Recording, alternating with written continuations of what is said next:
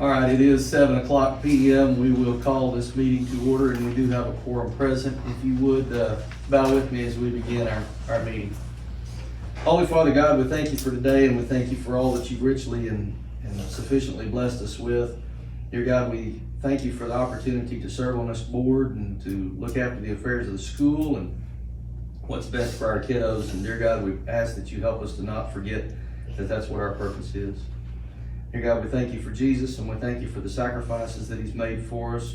Dear God, we pray that you forgive us because we fall short of your glory with our sin. And dear God, we pray that you help us to do the things that we know are right.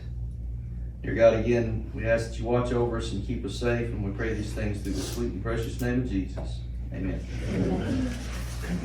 All right. Mr. Ellerby, do we have anyone signed up for public forum? Okay. Cardinal Spotlight.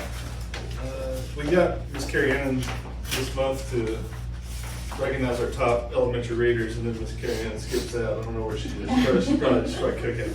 We'll get Mr. Merriman to hand these certificates out, and we'll snap a picture of it. First is Kanan Anderson.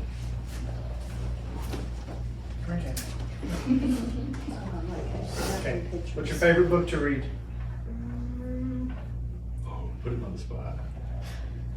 There's a bunch of them.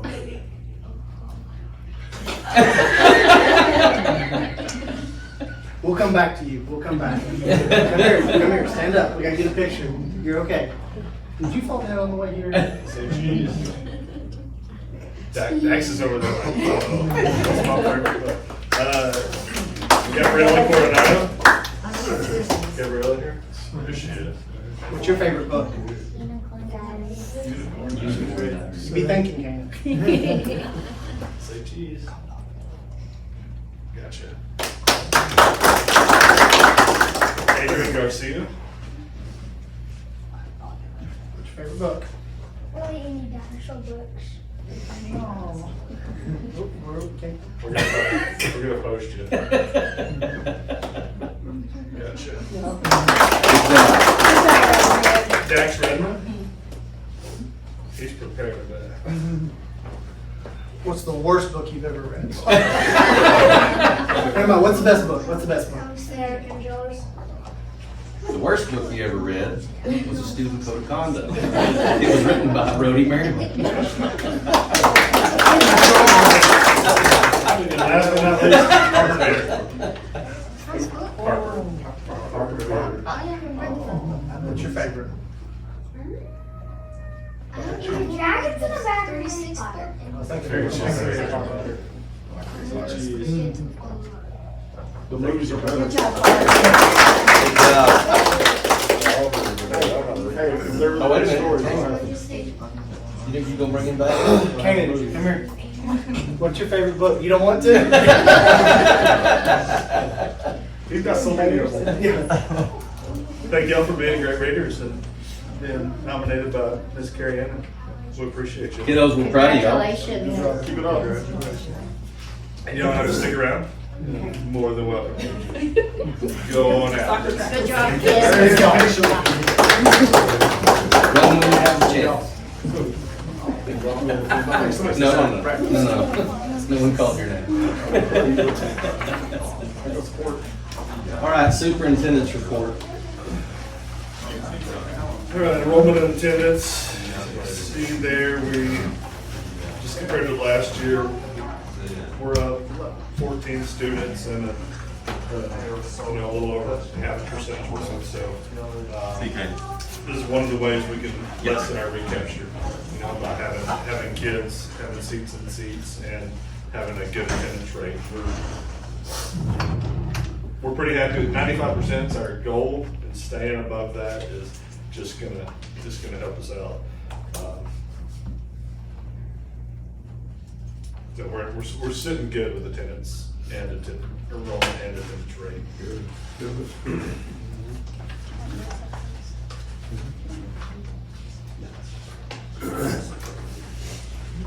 Not a budget update yet. We started spending money like last week. Yeah. So it hasn't been updated.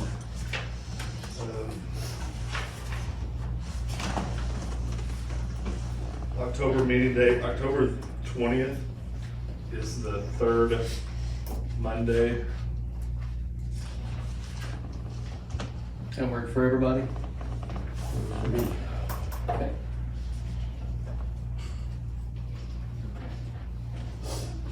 And I shared with you our survey results. Are we having the board training that you said? Oh, something about yeah, that? I'll talk, yeah. Board training, there's a legislative update, it's required every year. We get a video from the service center, and the board watches it. So before the board meeting, probably 6, we'll need to have a board training on the 20th if everybody can make that. So 6 p.m. board training, 7 p.m. board meeting.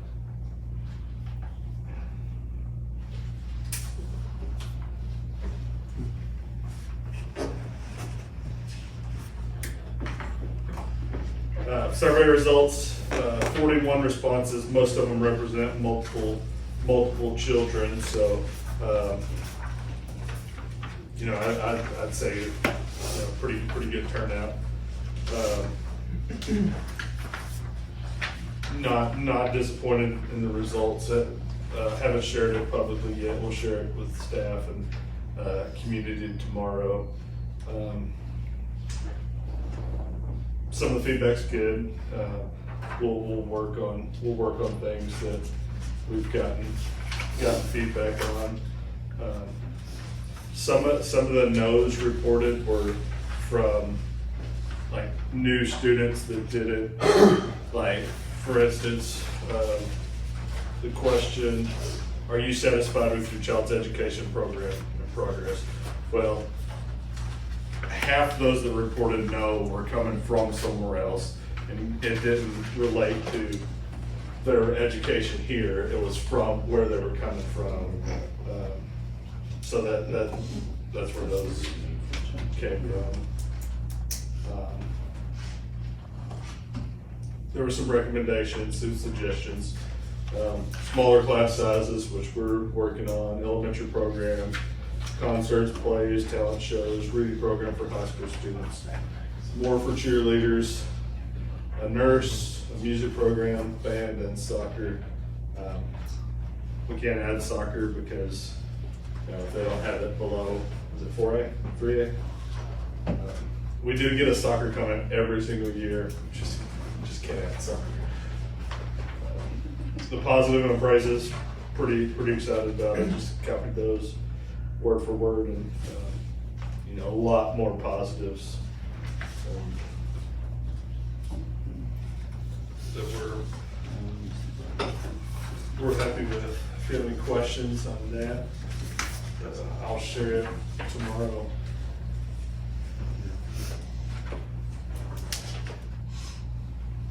And that's all I have. Okay. Any questions for Mr. Elby regarding the superintendent report? Move along to the principal's report. So we have just finished up our MAPS testing, so that's our beginning of the year test that we do. We'll do the beginning of the year, before Christmas, and the end of the year. We'll use that for our data. We've been doing that since we've been here, and it kind of reflects to what our STAR test will be. So this Friday, I'm gonna meet with each core teacher, and they'll have a data sheet that they filled out with Unit 1 test and anything else that we might need.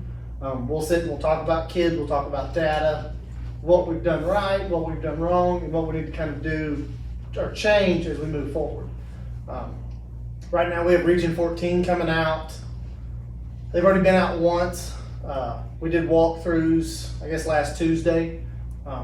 Me and I guess there's 3 from the service center, and then Tori Aylar, our special ed director, went through classrooms, talked about good things, bad things, and kind of gave us an idea of what we can kind of focus in to do better in the classroom. So we'll meet with teachers on Friday, talk about that, give them kind of a guide of what we need that to look like, be able to move forward. So it's a good start. Teachers are grabbing onto it, and I think it's going to be a good change. It's going to be a good transition. We're going to start evaluations next week. Teachers always love hearing the email when that comes out. And then I'm attending, so teacher incentive allotments have been a big deal in the last few years, getting more money for teachers, but it's a lot of hoops we gotta jump through. I'm going Thursday to the Region Center to kind of begin that process. So, just as we go, we're gonna try to make it as transparent as possible, where our teachers know what it's gonna take, so maybe we can get them some more money. So, but good thing is I've been to Snyder and I've seen what they've done and done wrong, so maybe they've worked out all the kinks in the teacher incentive allotment that we can use their plan moving forward, so. That's all I have for the principal's report.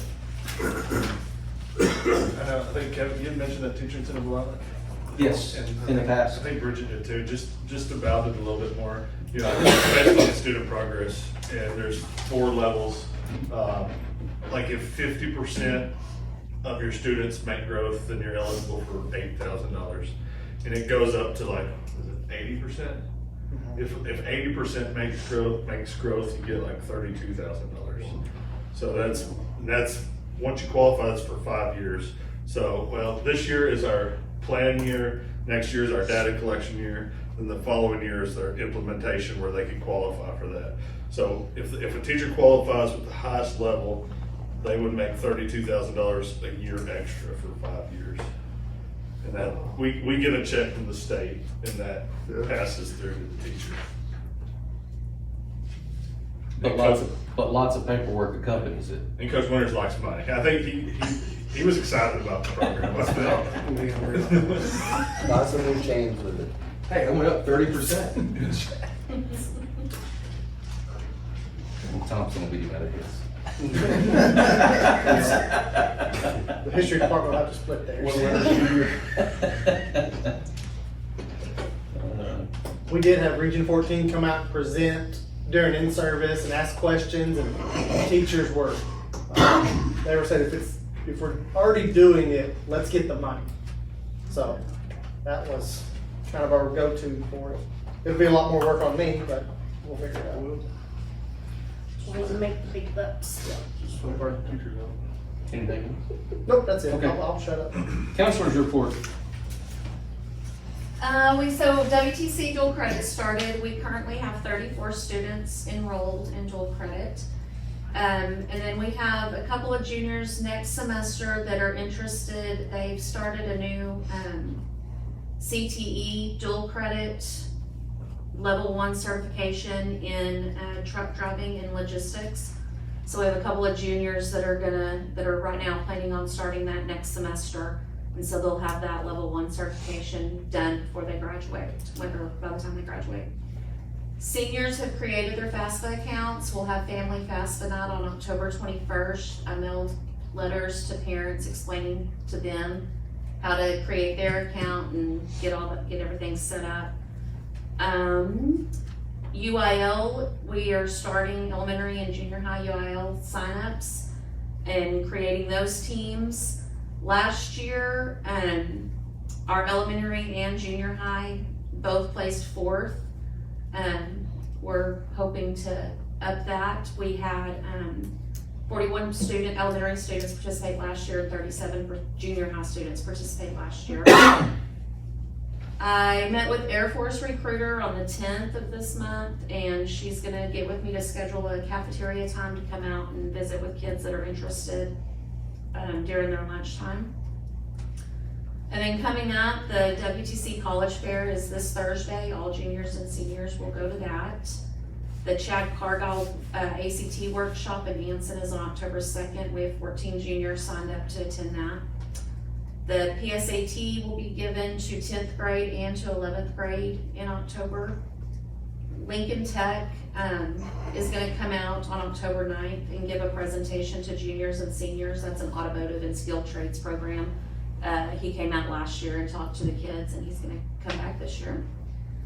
I have our 11th graders are signed up to go tour TSTC in Abilene on October 21st. Then the juniors will take the ASVAB test on the 22nd, and then our 9th graders will go tour tech on October 29th.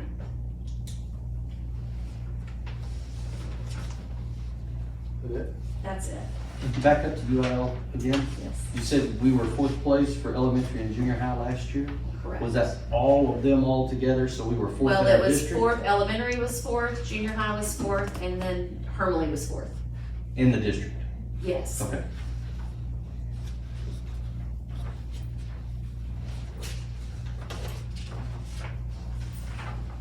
That was a lot to put down. Yeah. Ag report?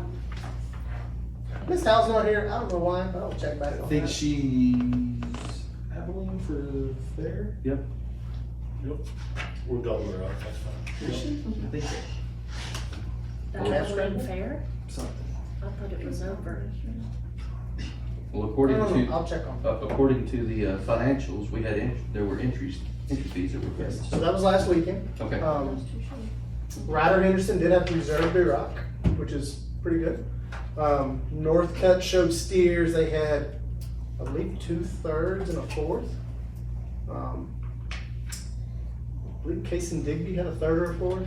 So, I mean, Good. at the fair, if you're 3rd, 4th out of 7 to 9, you're kind of in the running. So, but it was good. It's a good day. State Fair is coming up pretty soon too. State Fair's coming up. And Sunday. it'll still be high. Be into September, 1st of October. Henderson's are taking 2 direct gilts there, and then the Northcuts have some steers going too. I think she's got some LDEs coming up too. That'll be like November. She is working on training creed speakers. Josie Gibson was working on that today. Every Oh my day. gosh. She's recited the creed 1,000 times in my house. I swear. Worked on some little things today. She is fired up for it. So. All right. Athletic report. It's blowing and going. I guess week 4 of the football season, 2-1 for varsity, 1-1 for junior high. JV is currently 0-3. They're getting better. It's a good young group of guys in that group. Cross country's got 5 high school cross country runners, and junior high, some mornings it's 2, some mornings it's 5. So I think they've been to 1 meet each so far. They'll run again on Wednesday in Westbrook at the golf course there. I think it's called Centennial now. And that'll be in the afternoon. Cheerleading, I got a million of them. They're doing a fantastic job. It's actually 12, but they're doing a fantastic job. Pep rallies are awesome. Miss Anderson's doing a good job there. I don't know, it's been good. Been a good year so far. Lots of participation. We got kids out the wazoo that just want to be a part of it. And of course, I have a hard time telling them, no, Coach, can I be a part of it? I want to play football, but I want to be a part of it. And so we're going to find something for those kids to do. Good deal. Operations report. We've been working, or actually got Coach Thompson, got his CDO completed, and so we're working with Coach Ramish and Ms. Howe, kind of trying to hit those an hour or two during the day without losing a ton of production. Met with some contractors over at the new property, getting some numbers together on that for repair. And then just been working on trying to clean up a little bit around the old school, getting some of that under control, and just trying to keep some of the work orders down. So just been staying busy. ACs? Oh, I had TD Industries come out last week, and we got up on the roof and went through and kind of started getting a rough estimate on as far as what it would cost to replace all the AC units. Obviously, he said he'll have that to us by the end of September, but just a ballpark area. He said just looking, be $1.5, $1.7 million to replace the whole school. So That's it? That's all? That's it. 4 air conditioning or turf? I forgot the girls basketball, they're playing fall ball on Monday night. it bounces between Wasco, Sweetwater, and Snyder, and Sweetwater, Snyder. We've also ordered some supplies to make the repairs over at the ag barn. The skylights that have blowed out and fix the toilets and things like that there. So, hopefully have all that done by I'm still gonna get over there and get plowed. So, Excellent. all right, thank you, Jerry. Next item is discuss potential May bond election with David Fultus from Government Capital and Jenna Shadowitz from Performance Services. Mr. Ellaby, would you lead this off? Yeah, Jenna, you wanna go first? She came out and did a kind of a facilities assessment last year, and then the board kind of hit the brakes on pursuing something. I know you'll want to talk more about projects and things. She's So I came out here, I don't even know when, time doesn't matter anymore. We did a facility study, looked through all of your buildings, kind of talked to some of your people, seeing what you guys needed. We have that turned around. I am gonna let David go first, since David has all your numbers and a bond really does not make sense unless you guys know the tax dollars. We are here to help support that bond if you guys decide to go forward, however you decide to do it, and I'll show you what we would do for you guys in terms of supporting that bond, getting it approved, and then doing the actual projects. But I'll let you fall asleep to your tax information first. It's brutal. I'll do one, Marcy, I don't know which one. Hey. HDMI Gibson, Yeah. it's not there. You tried one. Might be PC. PC. How come we never can make this right? technology. It's new. Reset. It's gonna be financial advisor error. It's there. Greetings. That's why we have a whole department. I think you fix your like display settings. It's connected to you now, but it's, there you go. I'm just gonna run through some stuff real quick, because part of what I'm gonna have to ask you for is some thoughts or decisions on your part. Some of it, I can give you a pretty good idea of what's going on with your CAD, and particularly wind. But with oil and gas, I'm gonna ask you some questions as well. So, first thing I wanna just kind of run through real quickly is, you know this history. I'll try to make this without zooming off the page. I know that can be difficult to see from where you are. Is that better? The primary thing I want you to look at is this assessed values. These are your values from 2011 to 2025. And of course, your assessed values, you divide by 100, multiply by a tax rate, and that's how you generate your levy, or the money that you can spend on school, or if you decide to go out for a bond. And so, the one thing as a superintendent or board member or financial advisor, you look at, that's kind of been doing a little bit of this, and we'll talk about where I kind of feel like that's going. But again, you'll have some ideas as well. This is just in a little bit different graphical form, and then I'll switch off to something else. You can see kind of our low point here was in 18-19. We all know what was going on there. Dipped under 300 million. And then we saw kind of a spike, primarily with the oil and gas, and power and wind updated the heads. And so they went from 13 million to about 75 million to 200 million in 2024. Now you start to see a dip. And I'll show you, let me bounce to another place, because this is where we'll have to have you give me some of your thoughts, if you will. And I'm just going to kind of run through this real quickly. This is from 2023. What I've tried to box are F2 and G1. F2 is your wind turbines, your wind farms, all right? G1, oil and gas, that's just the stuff coming out of the ground. That's not equipment, that's not water trucks, that's just oil and gas coming out of the ground. So I want to show you kind of a 3-year trend here. You see the F2, and I'll go back and forth a little bit, is about 105. Oil and gas that year was about 251. Now if you go to 2024, you see oil and gas is still at 238, still within percentage points, but you see that wind jumped to 176. I think that's when Pyron did their updating. Now I can show you another graph or another place where they thought, where the CAD thought that was going to be at 209, and it settled in at 176, which makes more sense. I mean, 209 is a high number to go from, what I say, 13 to 55 to 209. That's like they pulled all those things down and restarted. So I think that's reasonable. Now, in 2025, this is where we have to start thinking, all right, now what do we do? All right, if you'll notice, F2 then dropped to 126. You had a $50 million drop. Now, we talked, I think 6 or 8 months ago, or 5 or 6 months ago, there was a lawsuit in the Valley, in Val Verde County. It didn't get settled in court, so there's not a judge calling these folks around. They stepped out in the hallway and said, hey, here's what we'll do. They decided we can't tax power purchase agreements or tax credits if those are intangible, which kind of makes sense, but it's unfortunate. What we're seeing, particularly with your county and some of the counties north and east of you guys, like Throckmorton and all those places out there, what they're doing right now is they're negotiating rather than every CAD suing every windmill farm or every windmill farm suing every CAD, because that costs you money, because the CAD operates on your dime.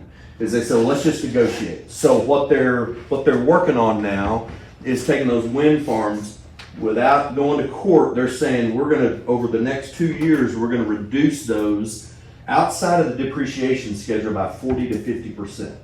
And so what this 126 represents is a 28% reduction from 176. And I'll show you where I'm calculating what I think the rest of that's going to come from.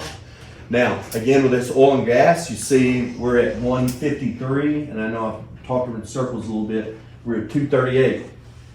All right. So part of my question with you is, I do have a source that works out here that sells chemicals to oil and gas companies that we're waiting to hear back from him.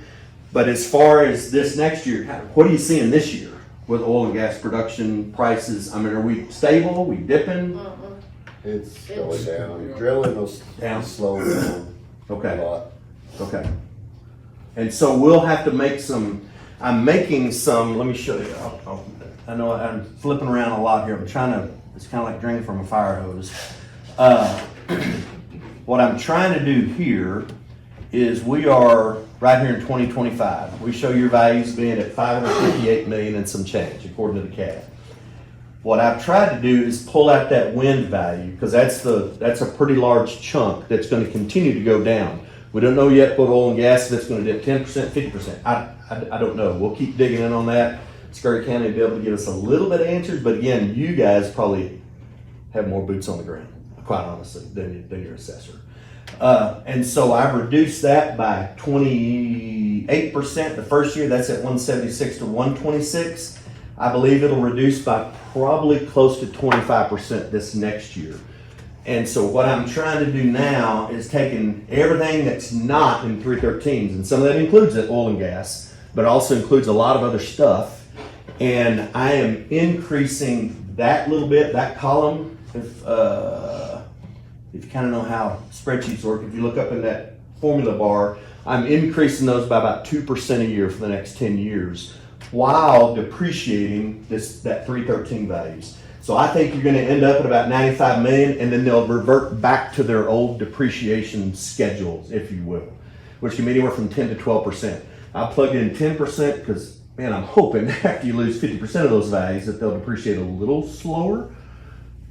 But so those are some things that when we start looking at how much can we afford for how many pennies, that's the kind of stuff that we're going to be, I hate to say guessing, that's the kinds of things we're going to be looking at, trying to forecast for the life. If you do a 20-year bond, we want to make sure you can, if you tell people it's going to be a dime or 12 cents or 5 cents, we want to be able to forecast that. So this isn't what I'm trying to say then is this isn't set in stone. I'm just showing you all the things that we're trying to consider. Does that make sense? Questions, comments? If you need to throw something, I'm pretty good at ducking. I don't know if you ever saw, I'm sorry, I'm a little ADD. I don't know if you ever saw that video of George W. Bush and that guy in Pakistan where he threw a boot at him and he kind of It's a dodged. bad time to be standing behind him. I know, yeah. I'll dodge before she will. So, but anyway, now one thing we talked about just briefly, and I know again you guys know this. We talked about how many votes that we'd be looking at. If you said, hey David, hey Jenna, let's go out and plan and market for a bond. This was your 09 bond. You had about 210, 211 voters then. About 170 voted in favor of. Now that's 80%. we don't see landslides like that anymore, and you probably wouldn't hear either. But at some point, we'll start wrapping our heads around, okay, what does a May election look like? How many people show up? What does a That's where I November? come in. Yes. What does a November election look like? What does a November 24 election look like versus a November 25 election look like versus a November 26 with midterms? And so those are the kind of things that Jenna will help us with. And so this is kind of, for those of you that are bored, this was, all those numbers that I've showed you is kind of what I've tried to plug in with this chart. Now your INS rate went to 0 and your M&O rate has basically stayed the same. So, and this is a single bond, right? And we can talk about benefit, pros, cons. This is a single bond 20-year term, which is what we've historically done here. We can shorten that to 15 or 12. Just know that means we're paying it off sooner, which means we're gonna have to generate more money each year. You could go out to 30 years. I wouldn't recommend that if we're looking on the smaller end. If you're on the upper end, or if we all decide, oh gosh, Dave, we need 15 million, and I'm just throwing numbers out. There's no reporters here. Yeah, it is. Okay. Recording. But okay, but then you may, if the tax rate is most important, then we may have to look at a longer term, but that also costs you interest. So we'll just have, those are some judgments we'll have to make over the next couple of months. But good news, bad news, if you said, hey, we just need to do a little, spick and span, we just need 3 to 5 million, then you're talking about 4.3 cents to 7 cents, 7.1 cents on a 20-year term. The other thing that we're having to predict is what interest rates are going to be. If we do a bond in May, we're not going to sell it more than likely. There's a 30-day waiting period where anybody can plan out anything, and then we go through a rating process, a sales process. So it'd be August or September of 26 before we'd sell. So the underwriter I talked to today plugged in 4.25 on a 20-year. Obviously, if you go longer, then the rate goes up. If you go shorter, the rate goes down. Rates have dipped by about 25 basis points in the last 3 or 4 weeks. And I think that's a couple of reasons. I think there's a lot of pressure on the Fed right now. I think they see the wave coming. I think there was also a big crush of bonds that were sold in July and August, and so we're in a little bit of a lull, so the market responds to that. But by and large, the numbers that I'm calculating are all 4.25. They can go up, they can go down. Hopefully they'll go way down. Someone said the Fed is looking at 6 rate cuts over the next 6 or 8 meetings. They have 3 meetings between now and the end of the year. We're expecting about a 1/4 point this week. I think they meet tomorrow and Wednesday, so we'll keep our eyes there. But again, that's something that could change. If we said, hey, we need 10 million, that's 14.3 cents. You were at 12.68 last year. We didn't really get compressed on the M&O side, but that's in the ballpark of where we were. We can structure it. If you said that we can only do 12.68, we can structure that thing. There's a penny or two here where we can front load or back load or add a year. Paint Creek, we've talked about a 20-year, but they were stuck on a tax rate, so we sold it as a 21-year bond with still a 10-year call. So I mean, there's some things you can do there, if that makes sense. Okay, so that's kind of what we're looking at there.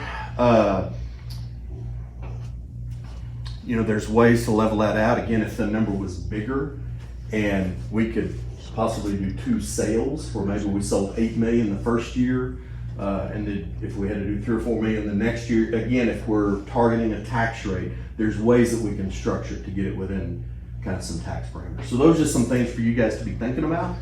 That oil and gas, we're gonna have to really dig in and see what we're projecting, because if you did a bond in May, we're not gonna make a payment next summer because your tax rate's already set for this year. You're not levying an INS rate this year, so it'd be May of 27 before we'd make a payment on it. So now we're really 2 valuation years out, right? And so we'll have to, kind of make some judgments about where we think that's going to go. Yes. There's talk of a solar farm. I think it's 280 megawatts. Am I right Okay. there? That sounds familiar. I haven't seen. What kind of? They said they were. They got to get it built by 26, or Trump deals over. Mm-hmm. They'll lose their incentives. Yes. Mm-hmm. So, I mean, what is money wise? What is that? Valuation wise? Every. I'll kind of back into it. If it's a $100 million solar farm, and then every penny that's levied against that gets you $10,000 towards a payment. So it starts chipping away at your pennies. If we're currently sitting at 588 million and we get a $100 million solar farm next year, that adds about 15% to your values. So all those tax rates could drop by 15% or so, you know, or you could do what we did is go ahead and go to a maximum tax rate, put a little money back in your INS so that we can pay the thing off early, you know, as soon as we can, which saves you hundreds of thousands in interest. So that could be worth 10, 12, 15% on your tax rolls. In this case, could offset whatever oil and gas dip we see. You know, as we move to more national drilling as opposed to international oil, we think that's obviously going to help us, all of us, particularly in There's Texas. something else that's new, and I guess nobody really knows what it is, but battery storage. They're building a big one out here, 10-hour district. For a solar farm. Yeah, there's a big solar farm north, Mhm. so I think that's why they're building that battery storage. Have they started construction on it? Yes, but it's Okay. been very slow. Okay. Is that out there by the prison? It's, Something by Carl McDonald Williams's. yeah, you know where the community Okay. center is, Northeast Community Center? Yeah, we can't figure out what it was. Yeah, that's right. Okay. That's a battery storage. Okay. So we're working with one in Matador, Motley County, and their battery storage facility is gonna be upwards of $100 million of value. Now, it all obviously depends on how Yeah. big it is and what kind of production. I mean, this thing's supposed to be several stories high, but, I mean, it's Be a large- slow. So we can circle back with our appraiser and see what they've seen or where they're looking at, if it's gonna hit the tax rolls next year, but all of that will help this. This is, you know, I think I said to Jenna, this is nearly tragically conservative because I'm reducing your solar pretty hard and fast. Now again, oil could affect that, but this is relatively conservative. I think even the 4 1/4 is conservative. If we see 6 cuts between now and the time we sell these bonds, I think you'll be well into 4. But so, I'm hoping this is worst case scenario. The homestead exemption didn't kill you guys too much. I think you'll have 6 or 8 million in values, which again on a $600 million value is a smidgen. And so I'd say we were lucky that, I mean, I shouldn't say lucky, we knew where it was gonna be, but that was a good thing. And so we just have to keep our eyes on all these others. So everything you've mentioned would be a benefit to that, Yeah. be a plus to that. And if they think they're gonna hit tax rolls in 26 or 27, if I can get estimates on what they think they are, I tend to plug those in kind of outside the formula so that we all know, but we're not going out and promising taxpayers, here's what's gonna happen. And for some reason they pull the plug on a facility or project.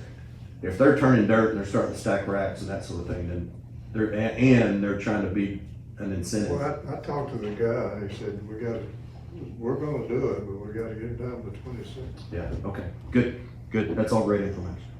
So we'll circle back. Okay? Anything more for me? Any questions for David? Okay. Okay, so just like this is a guessing game, the potential bond scope is also a guessing game. Nothing, if you guys are determined to go out for a bond, has to be declared until the middle of February. So whatever I'm gonna show you, it can all change between now and then. It depends on what you guys wanna do. I'm gonna show you a schedule of if you guys were to go out for a bond, what that's gonna look like between now and May of things that have to get done, which most of it's gonna fall to David and I.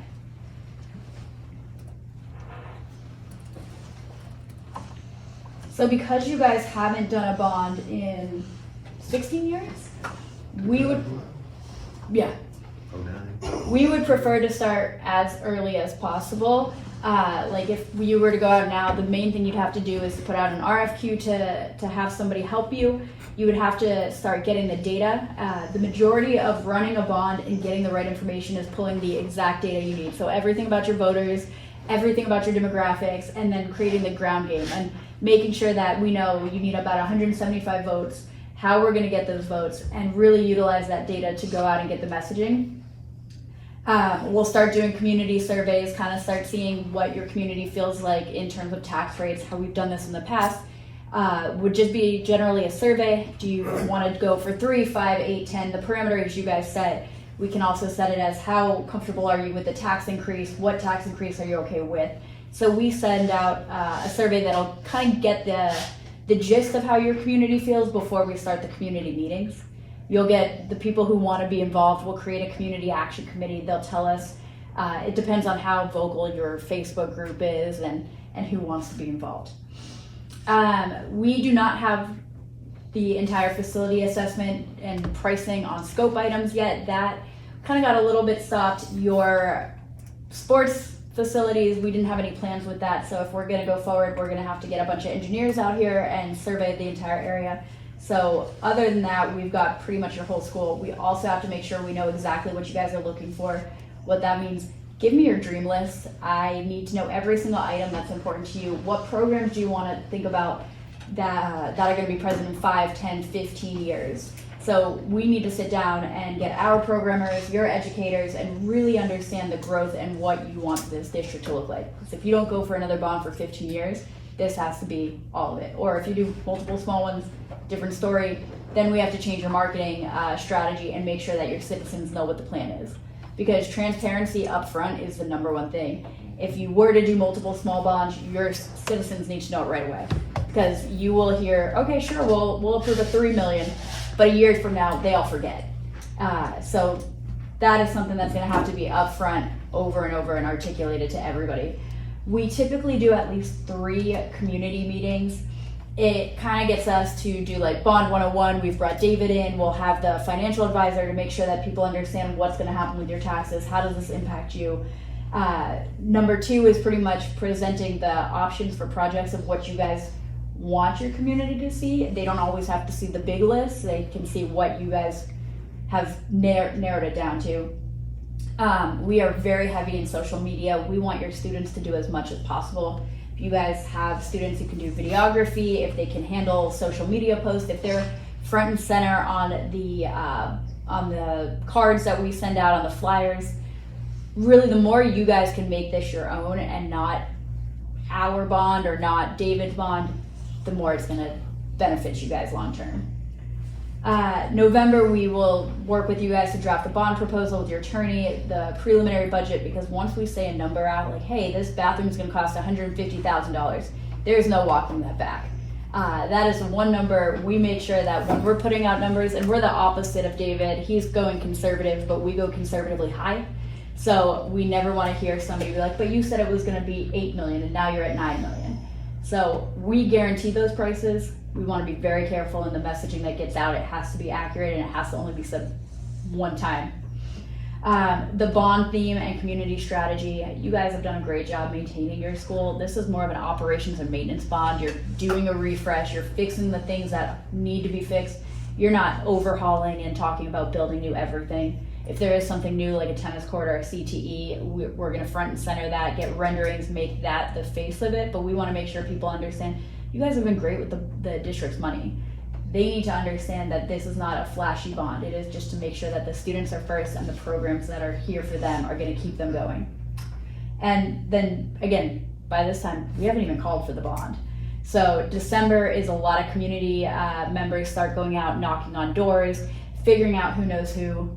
January, we identify and solidify everything. So that is our final time to make any changes. February, you call for the bond. That is mostly David with tax information. That is the first thing people care about. Absentee ballots. Do you guys have a lot of them? I can pull that data, don't worry. And then determine if you guys want to do a PAC, a political action committee. Determine if that's the route you guys are going to do, and then begin social media posts. We pretty much do weekly and daily posts as much as possible. Update your websites, go all over that way. And then pending the demographics, we are huge on mailers and making sure, because people do like real mail that's not a bill. So if that's the case, we will have to go and create as much as possible. We just did one that had PO boxes. I really hope that's not the case here because people don't check a PO box. Virtual town halls. If we are doing any town halls, we'll record it all, make sure it goes on Facebook, make sure everyone has access to go back to it. And then May, just monitoring, making sure we get people at the polls. Maybe it's creating a committee to always be at the polls for those early ballots, have donuts, breakfast. We do pins. So if you're going to the polls, you get a Hermleigh pin. It could be an H, it could be however you guys want to, but it shows school pride. It's So we are big on just making sure that everything is customized to you. That is, if you guys decide to go forward, that is basically a very pared down plan between now and May.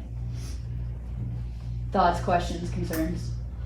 I got a question, just being devil's advocate, we do all this, bond fails, how much money are we out? $0 to PSI. It would be for the cost of whatever you need your attorney to make these documents, but I would not be taking anything. So my entire goal is to get you guys past the bond because I want to do the work. So we have our engineers, our architects, and our project managers. We would be bidding everything out locally. I'm not here to just pass bonds. I'm here to build schools. And same thing, financial advisors don't get paid if you don't sell bonds. I don't have a fee structure where I can bill you for hotels or mileage or anything. Buy you lunch? You did do that. That was good. That was a good burger too. Yeah, I'll take a lunch. Anybody have any questions for Jenna or David? And Jenna mentioned the attorney, who we've talked to the attorney a lot. They're gonna expend some money to get a ballot in place, and they may bill you back expenses, if you will. Generally speaking, everything's contingency based. It's contingent on it passing. And part of the strategy, so like, I don't know how much to build out projects for, so that's why we want to go with your dream list. If you did go with multiple small bonds or the big $10 million bond, pending what those projects are, you might not even sell them at once, the bond. So it could also be a strategy as maybe we do part now, part later. There's a lot to play. So right now we're just kind of in the gray area. Oh, and one thing that we do is, because you mentioned air conditioning, thank you. I search for grants. So SECO, the state has a bunch of grants for different areas, rural development.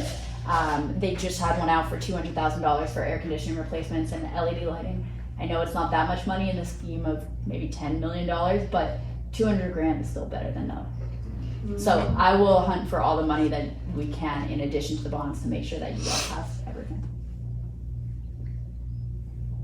Questions for Jenna or David? You good? I'm good. John? Joe? Bridget? I'm good. Carol? It's not the fun part yet. And I'll get hold of Scary Cad Okay. and ask him about the new Yeah. solar and the battery Yeah. and see if we can get some numbers on that. The solar is negotiating with the county now on Are they giving them tax abatement. abatements? Okay, okay. There's no abatements for schools. That guy said they were real, Scurry County was a lot better than, Norwood County. Oh, sure. Okay. Okay. I know they were working with a hospital district too to get an abatement there. Were they? Yep. Yeah. Yeah, that guy was highly, Snyder, Scurry County, people were working with, helping get this thing going. Good. And as bad as the wind thing is, just glad we didn't pass something and promise 10 cents and then we lose 40% wind values. I mean, at least now we know, we can plan for it. You know, we've got a hospital district right now who's already turning dirt and can't sell the second part of their bond because they're at their cap and they lost 40% of their values. You know, $800 million in wind. Will you also find out about the battery storage? Battery storage, yes, sir. Please. Yes, sir. Okay.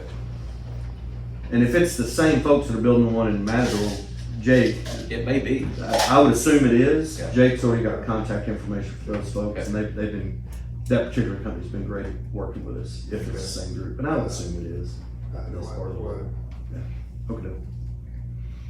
Thank you. So next steps, Jenna? Get that RFQ out and I'll go do all the work and pass you a bond. We have a contract that just rolls forward, so Sure. you don't have to do anything as far as financial advisor.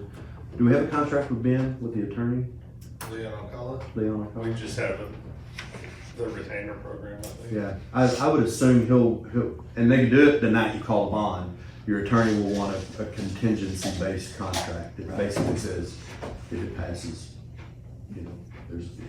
So, Oh, and just a reminder, all of our pricing is transparent, so you will see everything. We do come in, we'll show you higher dollar values just because placeholders can't go down after that. So you'll see everything. Don't get afraid if it's the opposite of how David does it. It's supposed to be higher for a reason. Other questions, comments, items of observation or complaints? No one We for do ask issue. for complaints. Complaint department's here. Dial it in, I'll put you on hold. Mr. Ellaby, do you have anything else? Okay. Thank you all. Thank you. Thank y'all for being here. Absolutely. All right, next on our list tonight will be consider and take possible action on the approval of board minutes. These will be the minutes from the August 11th meeting as well as the August 25 meeting.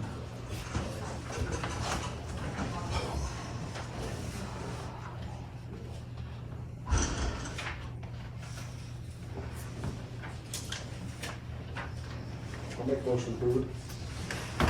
I'll second it.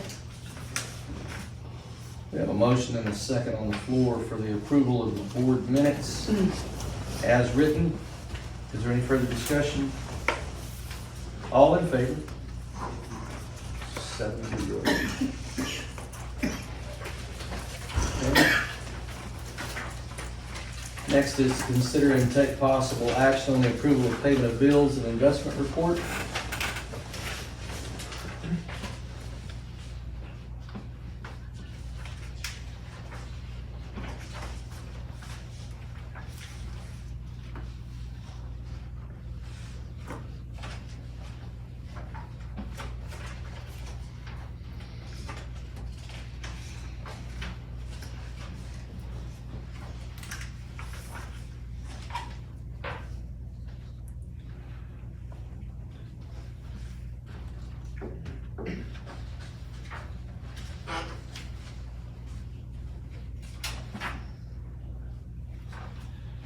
Motion approved. A second. We have a motion and a second to approve the bills paid as listed. Is there any further discussion? All in favor? 7-0.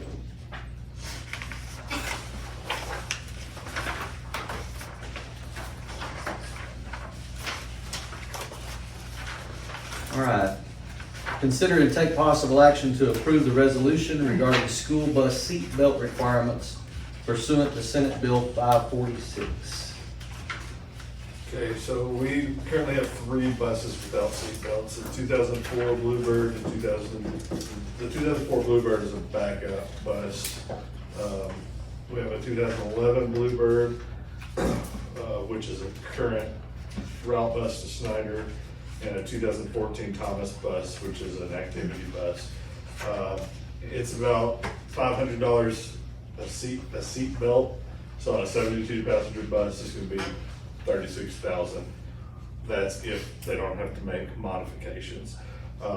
So voting on this resolution is basically to exempt from this law by determining that the budget does not permit such a purchase. Just because if we sold all 3 buses right now, we probably wouldn't get 36,000. So we'd be putting more into them. But the good thing is any future buses and those that we've bought, they all have seat belts. So everything from here on out is going to have them already. So voting for this resolution just states that, you know, due to finances and the bus's age and condition, we're not going to install seatbelts. Only 1 out of the 3 gets used every day, Yeah. morning and afternoon. 1 out of 3. Yes, sir. The other 2 just kind of hang tight. So what happens if we don't put them in there and something happens? Just the same thing as if you have an accident now. I mean, we don't have anybody on the buses monitoring, telling them, put your seatbelt on. I mean, you'd have to pay a monitor, walk up and down the bus, telling pre-K kids to put their seatbelts on, keep them on. So.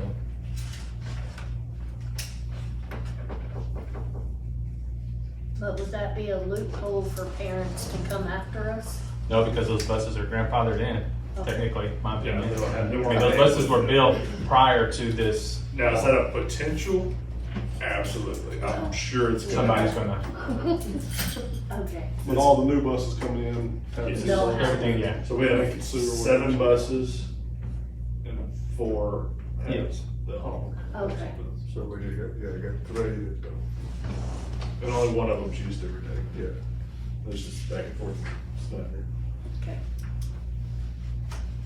However, buses do qualify under the bond that we could add them in Yeah. as far as a way to purchase buses. Yeah. But also a bus is, well, the last one that was purchased was right at 180,000, and 40,000 of that is seat belts. Yeah. I mean, But not on a new bus. Not on a new one. I understand that. Yeah. Not on a new bus, but Yeah. If we was compared to, apples to apples there. People that can drive them too. if you was to buy a new bus like the one we They're just not right. currently leased, or that we have currently on lease, you can still, well, maybe not now, but you could before pass the resolution said the district didn't have the money to put seatbelts on the bus, and you're only going to save about $17,000 to $18,000 per bus. So it is obviously a lot more to retrofit seatbelts on a bus than to.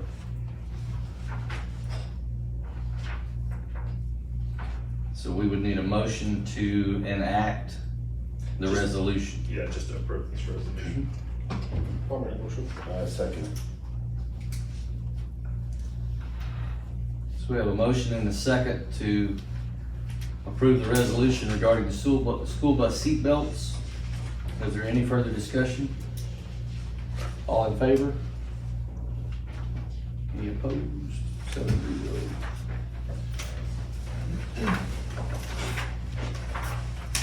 All right, consider and take possible action on the resolution approving employee personal services contract pursuant to House Bill 3372.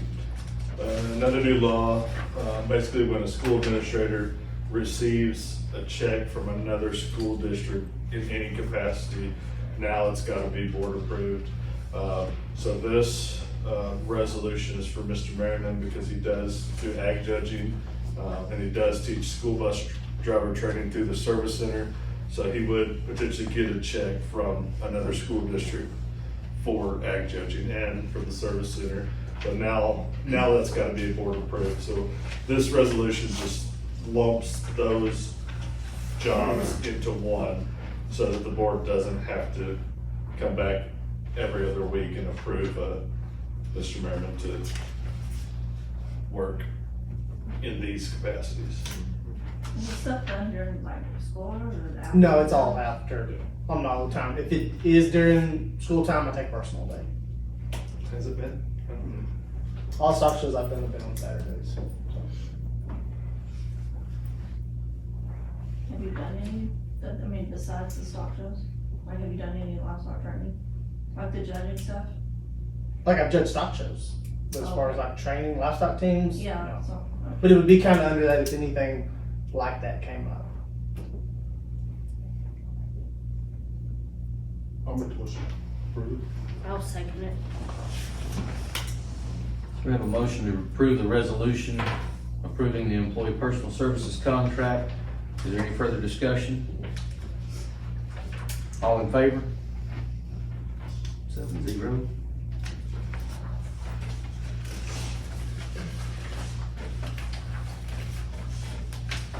And the last item that we have, next to the last item, is to consider and take possible action on a resolution to nominate members to the Scurry County Appraisal District Board of Directors. There's 2 vacancies. The 3 seats have currently all been nominated. I think one, we got notified today that Rod Partain, whose seat was vacant, confirmed that he's willing to serve another term if nominated. So this board can additionally nominate 1 or 2 individuals tonight. I think, Kevin, you had another. Yes, sir. Tyson Price, who lives within our district, has also indicated that he would be willing to serve on this board. So that would be another that we could nominate as well.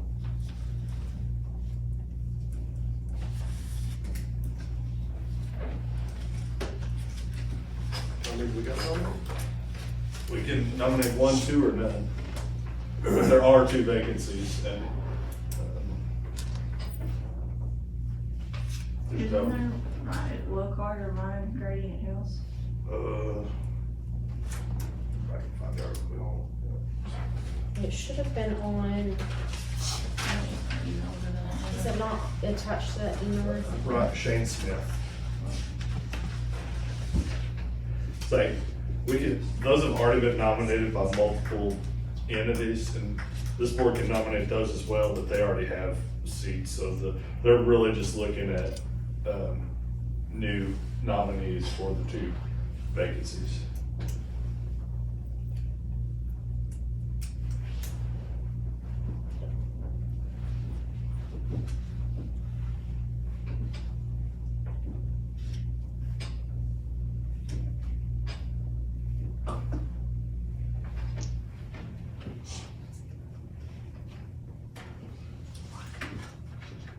I'll make the motion about people.